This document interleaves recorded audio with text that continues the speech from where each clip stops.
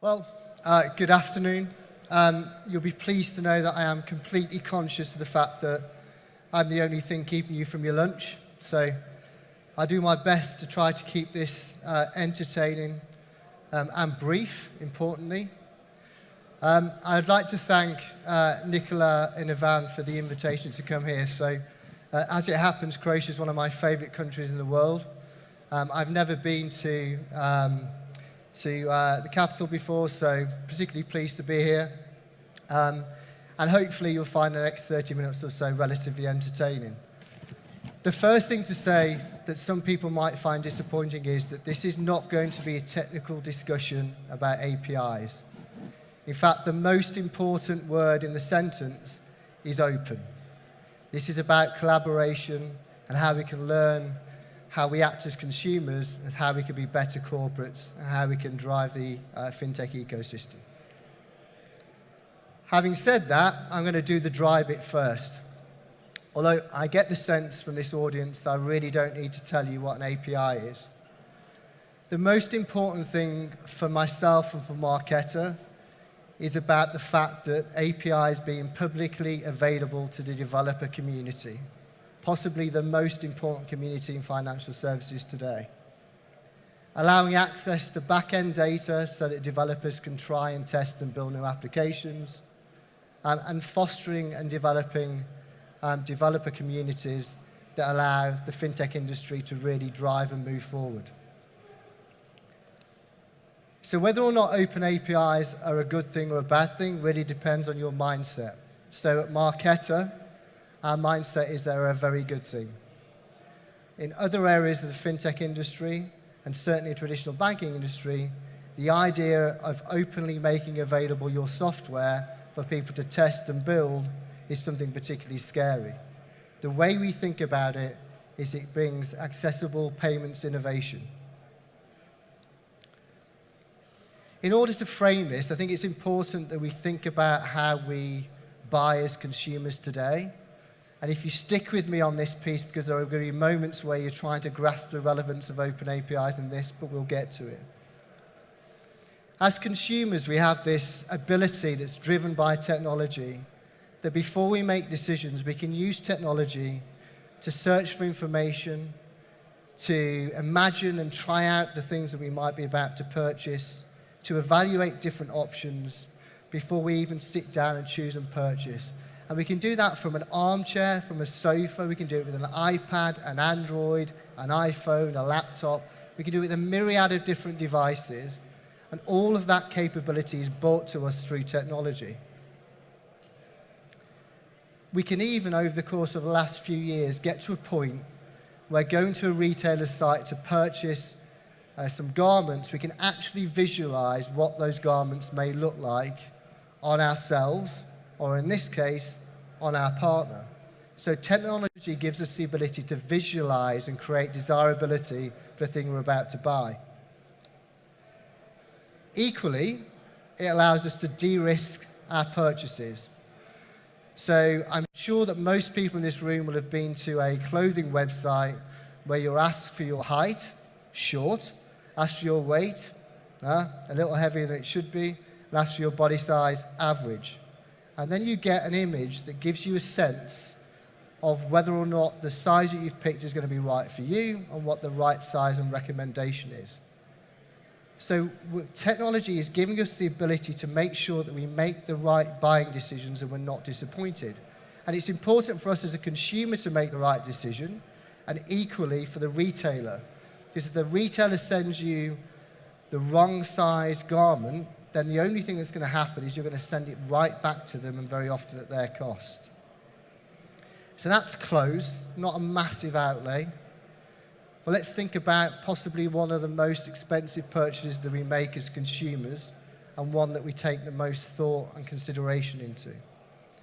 We think about either buying or leasing a car, which I know that many of us in the room hope at some point in the future we don't need to do, but right now we do. And let's think about how technology and how organizations allow us to make that decision for best fit and de-risk. So firstly, how many people in this room have been to a car manufacturer's website and being able to pick and configure the exact car that they want? Hands up if you've done that. Yeah, we've all done it. We've all done it. So we can sit there, we can choose the color, we can choose whether it's alloy wheels, we can choose the trim, we can choose the interior, we can choose the engine size, we can choose all of these things, and then be presented back with the actual car that we've decided that we want to purchase. On top of that, the car industry has moved forward so significantly. We've gone from the days where we used to go to a car dealer, and the car dealer would get you into a car for 15 minutes, take you not very far, and then drop you back, and then ask you to make this massive outlay of a purchase of a car. And now we've moved to a situation where you can take a car home for 48 hours and test drive that car before you decide whether you want to make that purchase or not. So the car industry has taken us to a point where making these big decisions we have to make as consumers, we've not even got to the decision we make as businesses yet, it gives us the best possibility of making the right choice. We can then even talk about how do we want to pay for this. So we've picked the car, the ideal car we want. We did that in the safety of our home. And then went to a car dealership, took the car for 48 hours, drove it around, decided this is definitely the right vehicle. And now we're talking about how do we want to pay for it. So we even have the ability to determine how we're going to pay for this purchase that we've already determined through use of technology. And then beyond that, we can start to think about making sure that the delight we get from that purchase lasts beyond the point where the car is delivered and lasts for the entire duration of that car contract, whether it be 3 or 5 years. So we can start to talk about how do we make sure that we have a servicing package on that car, so if something goes wrong, there's somebody there to fix it for us. It's tangential. I realize this is tangential to open APIs, but we will get to them. Because the crucial thing is to think about how much we've changed in terms of how we buy today as consumers to how we used to do it before.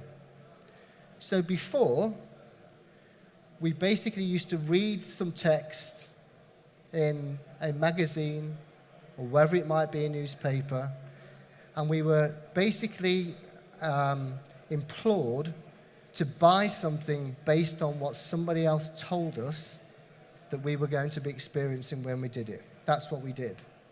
And all too often, that shiny Volkswagen Beetle looked like that. And trust me, in the industry that we're in, people are still making buying decisions based on printed words that are passed to them by vendors, massive purchases, and then when they make the purchase, they find that they're saddled with something they really don't want. So to sum up this section, the first thing is technology has dramatically improved how we as consumers purchase today. Key word, how we as consumers. We have the ability to visualize how something's going to look. We're in control of configuring our options so that we create something that's customized to the things that we really need. Our best experience are those that have been de-risked. So think back about making sure we get the right size of garment. And our worst experience come when we're asked to just believe what we've been told. So let's look at our industry. So the financial services industry has been massively disrupted. If you talk to the fintech space, it's been disrupted 1 million times more than it probably has. If you talk to the traditional banking space, they don't really believe it's been disrupted. But the fact is, it has. So fintech actually fueled the demand for more products and more features from consumers. The fintech industry took what was not consumer demand, but really took new products and new features and new ideas to consumers, and now they demand more and more. Our investors demand progress they can touch and feel. They want to be able to actually see progress along the way in something that they can touch and imagine and visualize. Developers are now one of the most important stakeholders in our businesses, and very often the CTO is the co-founder. Now, I'm too old or old enough to remember a day when engineers and CTOs were people that were locked away in a dark room. That is no more the case. They are now the most important stakeholder in the customers that we as Marqeta do business with. Being transparent, best-of-breed tools are basic entry-level requirements for doing business today. And creating interconnected ecosystems with APIs to access them is the way that we're going to continue to drive this business forward. You don't have to believe me, because all of these people on this slide we have all heard of. All organizations that somewhere between 5 and 7 years ago did not exist. All organizations now that are worth over at least $1 billion, and some of them many, many more. And I could have put up many, many more logos on this slide. In fact, I heard about a unicorn from Croatia I never heard of today that somebody filmed me in on that I'd never even heard of. This is serious. We are absolutely moving forward, and the reason we're moving forward is because these organizations are driving the way that we do business forward. And we as providers such as Marqeta, people who provide essential infrastructure and tools, we have to be ready and available and able to deliver technology the way that these organizations want to consume them. Challenger banks, probably the best example.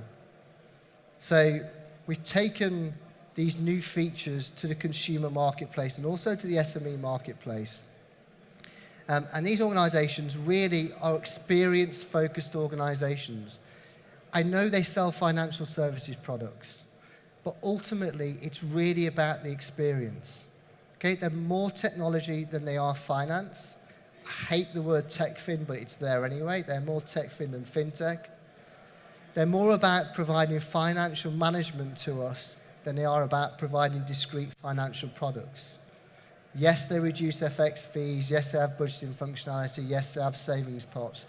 But the entire ethos of these organizations is to try to help us manage our money better and to give us a great experience when doing it. And in order to do that, they need to rapidly roll out new features and new products.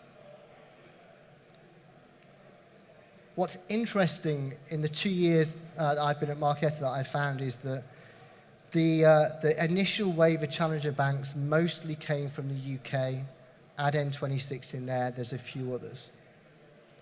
What's really interesting that I found is that there are really smart digital banks springing up all over Europe. And I could have put a map up here with flags of almost every single country. The reason that I've used the Swiss flag and Yapeel is because what was really interesting to me is when we met the Yapeel guys for the first time, there were 8 people that were the former UBS innovation team. And they spent 18 months trying to innovate and launch a digital bank. And at the end of those 18 months, decided to give that up and leave and start their own company. And within 8 months, they've launched their own digital bank in Switzerland. And the key reason with Switzerland, it's one of the most traditional banking markets anywhere in the world. And people from that country, within 8 months, have been able to launch a full-stack digital bank.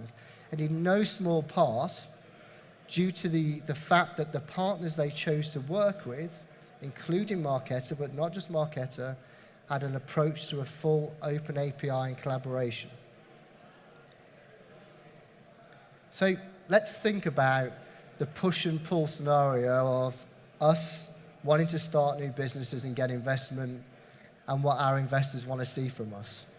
So what we really want is nice big chunks of money that we can go and invest on lots of new products. What our investors really want to know is, when will they see a return? And when is the first time they can start to get a sense of what you're actually building? So not slideware, but when do I actually get to see something on my phone that I can play with and start to get a sense of things?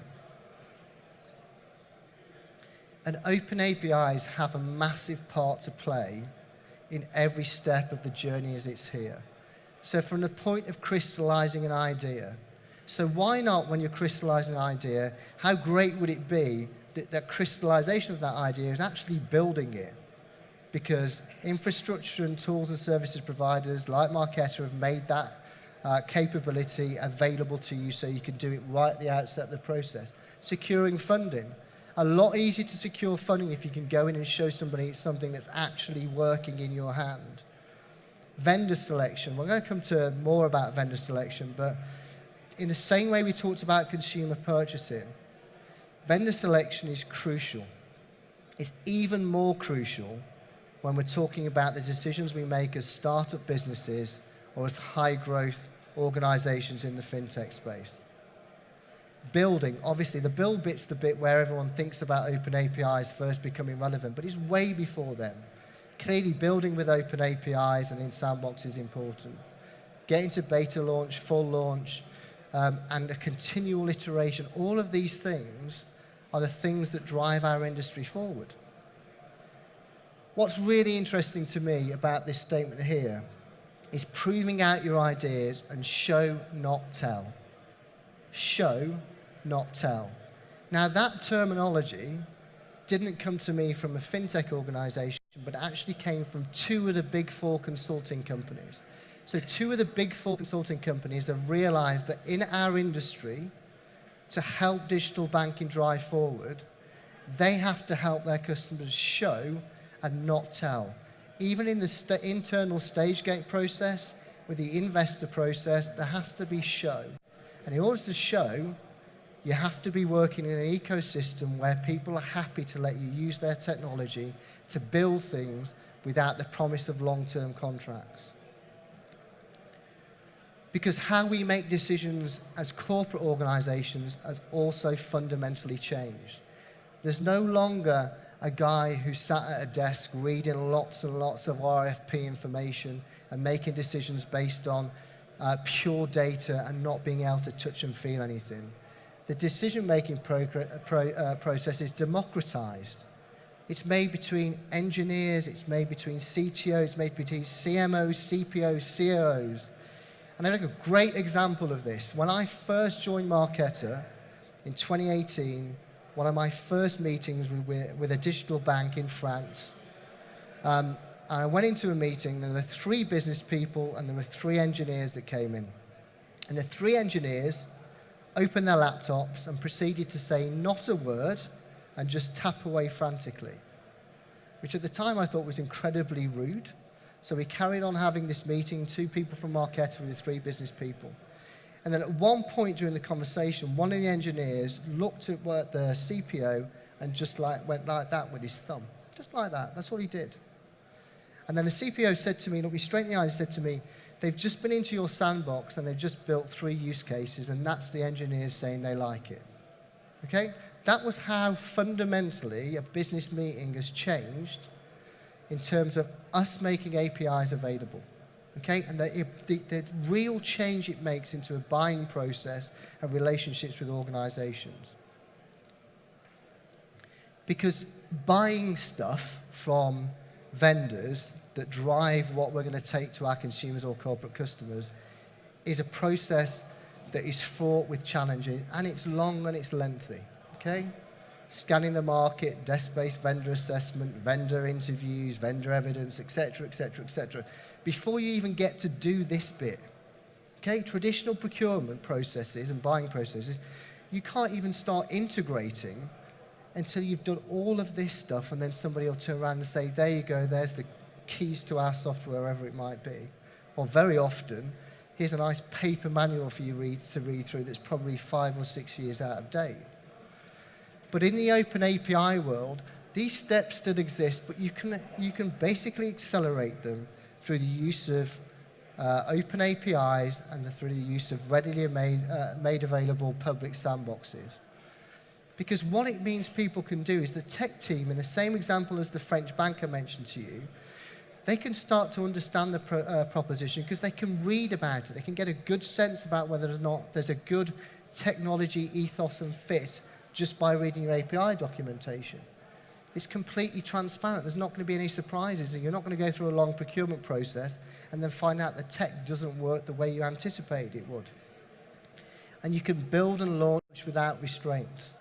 So you peel the Swiss digital bank I mentioned earlier, they'd already started building in Marqeta's with open API set in our public sandbox before we'd even met with them. Okay? They'd already started building their proposition. They'd done their market scan, decided the technology they wanted to use, and they were going to go and test it. So for all of us that are providing services to the fintech community or to the traditional banking community, there's a real value of making your software openly available and letting people test and build from it. Because there's an awful lot that can happen during the typical lifespan of an IT contract. 3 to 5 years. So 2014, the Scottish UK independence referendum. Barack Obama, been out of the White House for coming up to 4 years. And sadly, the great Robin Williams been dead for 5 years. So there's an awful lot of things that go past, that we forget about happen in the time that we're going to be locked into a traditional IT contract. So it's really important, like when we're buying a car as a consumer, when we're buying as corporates, we make the best choice. And it's really important that organizations like Marqeta and other people in this industry give our corporate customers the best possible chance to make the right choice by making our technology available to them. If we believe our technology is as good as we say it is, make it available and let people test it. Let them test it freely without having to pay for it. Because let me tell you, the impact of a bad decision for a consumer is not as bad as it is for us as businesses. So the young lady here and the young guy here clearly either need friends or a mirror, but clearly the important thing is that this decision lasts, firstly only impacts them, and secondly can be changed very rapidly. It's not the same as when we make decisions as corporates. And there's 2 examples. TSB, UK bank, making a complete and utter pig's ear of trying to re-platform their IT service, and it's going incredibly badly for them and costing them a lot of money. And Kodak, I mean, this example gets used all the time, but to think that somebody put a digital camera in the hands of the biggest photography organization in the entire world, and somebody said, no, that will never catch on, this is the impact of making bad decisions. So open APIs work beyond this decision-making process. The buying process is really important. Let's help our customers make better decisions by letting them use our technology straight away, without contract, without the need for even having some interaction. Let's just let people build. Let me tell you something, that at Marqeta, as an example, that other organizations that do this, we can see the people that are accessing our public sandbox and who are building. And there's a ton of kids in universities all across America and now all across Europe building stuff that might never come to fruition. But what happens if one of them does? Okay? What happens if one of them is the next big thing and the only thing they needed to make a choice with Marqeta versus somebody else was just the chance to use that technology and prove what they were thinking was right? It's worth the chance to make that technology available. So let's talk about launching at your own speed. You can start to build with open APIs, public sandboxes. People can start to build right now. Because trust me, it's better for us as vendors to make sure that our potential buyers are confident in the thing that they're building before we get too far down the path. Because it might not be the right thing. They might have decided, actually, this is not going to work. But better to find that out than before we've spent months and months in a sales process or onboarding a customer. You have the ability to plan beyond launch. So with open APIs, you can see what the path looks like beyond MVP, which is crucially important. I've talked about the community user group. This is something that's incredibly important to us at Marqeta and is important to lots of other organizations I know. But when people are using your publicly available software, the feedback that you get is invaluable because we are not perfect and we miss things. So sometimes we spend a lot of money on making sure our documentation is perfect, but we miss things. And our customers and our developer community and people who are not even customers yet, they tell us, and that helps us get better. And we can innovate with freedom. This is a key thing for me. It's not for people at Marqeta or other organizations to slow down the pace of innovation. Okay? Let's let people build up what they want to build, let them test it, let them take it to the market, and let's reap the rewards of that. So the way we do it at Marqeta is you can go to the website. Anyone can do this. Anyone can do this. You're not passing a stage gate. We don't vet anybody. You can input your email address and your name. Click, and you'll see that you'll get a dedicated private sandbox that is being built for you right there and then. And within a maximum of 15 minutes, you'll have your API keys, and you'll have your own full stack that has been built for you in a private sandbox that you can put whatever private information you want to. Okay, we've moved from a public sandbox to private sandbox, and largely the reason we've done that is because as we've come to Europe and we start to work with traditional banks, they want the sandbox access, but mentally they can't get past the idea of having their data shared with a wider community. So we're giving them private sandboxes. So open APIs offer competitive advantage to vendors because it builds trust right from the relationship.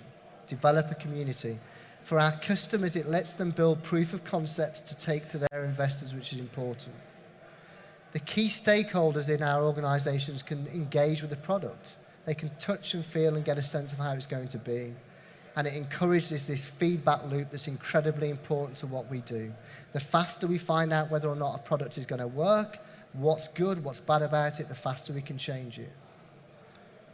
But it's not all roses, okay? So once you've decided to be an open API company, you're all in or you're not all in. It's a bit like a rugby tackle.